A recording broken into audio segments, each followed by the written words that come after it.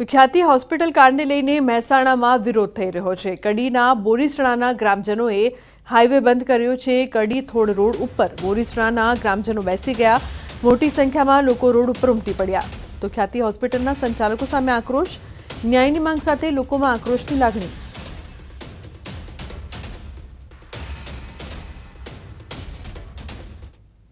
ભરૂચના ચાવજ ગામની રાધે રેસિડેન્સીમાં તસ્કરો ત્રાટક્યા। 3 મકાનોને નિશાન બનાવી સોના ચાંદીના દાગીના અને બાઇકની ચોરી કરી। ચોરી કરવા આવેલા તસ્કરોના સીસીટીવી ફૂટેજ બહાર આવ્યા છે। સીસીટીવીના આધારે સી ડિવિઝન પોલીસે તપાસ શરૂ કરી છે। તો તસ્કરોની કરતૂત સીસીટીવીમાં કેદ। રાજકોટમાં દોશી હોસ્પિટલ નજીકથી સ્કૂટરની ડેકીમાંથી લાખોની ઉઠાંતરી થઈ છે। સ્કૂટરની ડેકી તોડીને શખ્સે ₹3 લાખની ઉઠાંતરી કરી। એક્ટિવા પર આવેલ 2 શખ્સોએ આપ્યો ચોરીને અંજામ। તો માલવિયાનગર પોલીસે ગુનો નોંધવાની તજવીજ આરંભી છે। સમગ્ર ઘટનાના સીસીટીવી ફૂટેજ પણ સામે આવ્યા છે।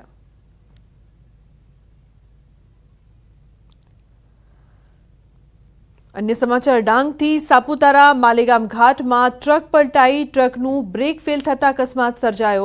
મળતી માહિતી મુજબ બેંગ્લોરથી મશીનરીનો સામાન ભરી કચ્છ લઈ જઈ રહી હતી।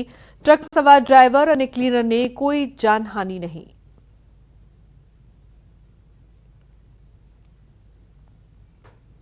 તો સુરતમાં 20 રૂપિયાની લેતી દેતી મામલે દુકાનદાર અને ગ્રાહક વચ્ચે મારામારી।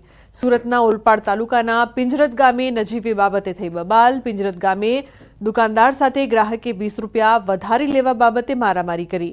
દુકાનદારને ગ્રાહકના પરિવારે ભેગા થઈ ધારિયા સાથેના હથિયારો સાથે માર માર્યો।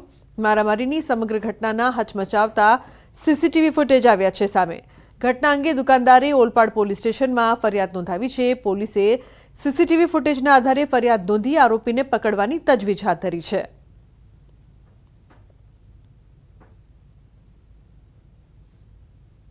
તો અમરેલી જિલ્લામાં 4 વર્ષીય બાળકી પર દુષ્કર્મની ઘટના સામે આવી છે। બાળકીના સગ્ગા કાકાએ જ તેની પર દુષ્કર્મ આચર્યું છે। નરાધમ કાકાએ ચોકલેટની લાલચ આપી માસૂમ બાળકીને રૂમમાં બોલાવી દુષ્કર્મ આચર્યું। જોકે નવાઈની વાત તો એ છે કે આ સમગ્ર ઘટનામાં બાળકીની કાકી પણ સંડોવાયેલી હતી। ખાંભા પોલીસ સ્ટેશનમાં પોક્સો અને બળાત્કારનો ગુનો નોંધાયો છે, તેમજ પોલીસ દ્વારા આરોપીની પૂછપરછ શરૂ કરાઈ છે।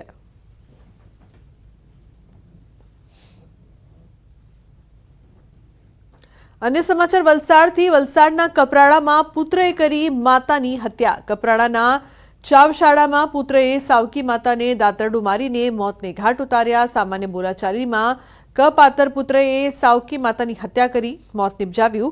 हत्या बाद पुत्र फरार थयो छे। पोलीसे मृतदेहનો કબજો મેળવી વધુ તપાસ હાથ ધરી છે। પોલીસે હત્યારા પુત્રને ઝડપી લેવા ચક્રો ગતિમાન કર્યા। ત્યારે ઘરના ઝઘડાનો લોહિયાળ અંત આવતા સમગ્ર પંથકમાં ચકચાર મચી ગઈ છે।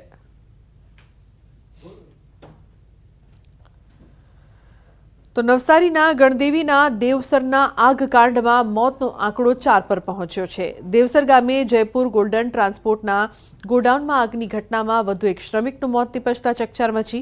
આગમાં ગંભીર રીતે દાઝેલા અને વલસાડ સિવિલ હોસ્પિટલમાં સારવાર લઈ રહેલા 50 વર્ષીય હેમંત શંકરરાવ જાંબેરકરનું સારવાર દરમિયાન મોત થયું છે। અગાઉ ગોડાઉન મેનેજર, મજૂર અને બચાવવા આવેલ યુવાન મળીને 3ના મોત થયા હતા।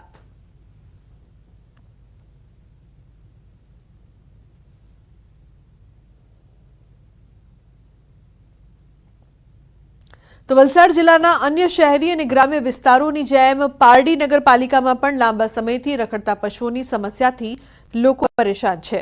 જાહેર રસ્તા પર પશુઓ અડીંગો જમાવીને બેઠા હોય છે, જેને કારણે અવરજવર કરતા વાહન ચાલકો પરેશાન થાય છે। તો બીજી તરફ અમુક લોકો પશુઓના હુમલાનો શિકાર પણ બનતા હોય છે। 2 દિવસ અગાઉ બનેલ ઘટનામાં પિતા પુત્ર ઇજાગ્રસ્ત થયા હતા। રખડતા પશુએ પિતા પુત્ર પર ગંભીર રીતે હુમલો કર્યો હતો। જાહેર બજારમાં બનેલી આ ઘટનાના કારણે ચકચાર મચી ગઈ હતી। આથી રખડતા પશુઓની સમસ્યામાંથી છુટકારો મેળવવા અનેક વખત સ્થાનિકોએ પાલિકાને રજૂઆત કરી હતી। આખરે પારડી નગરપાલિકાનું ઊંઘતું તંત્ર જાગ્યું છે અને હવે શહેરમાં અડીંગો જમાવતા રખડતા પશુઓને ઝડપી પાડવા પ્રયાસો હાથ ધર્યા છે।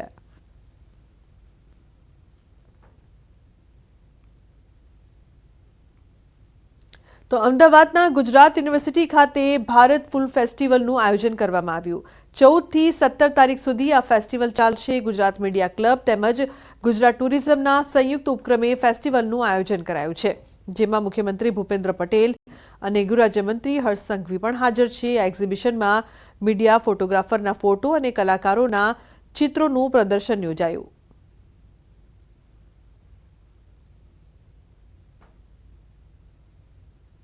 છે વિરાસત છે, આપણી સંસ્કૃતિ છે, આપણા સંસ્કાર છે।